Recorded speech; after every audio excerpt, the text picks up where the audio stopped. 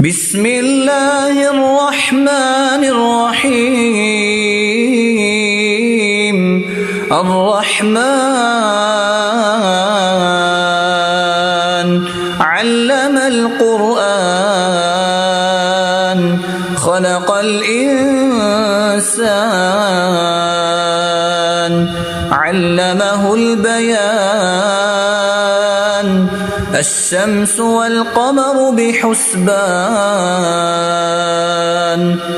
والنجم والشجر يسجدان والسماء رفعها ووضع الميزان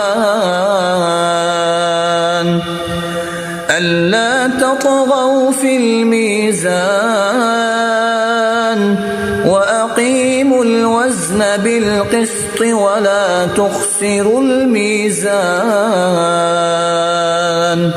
والأرض وضعها للأنام فيها فاكهة والنخل ذات الأكمام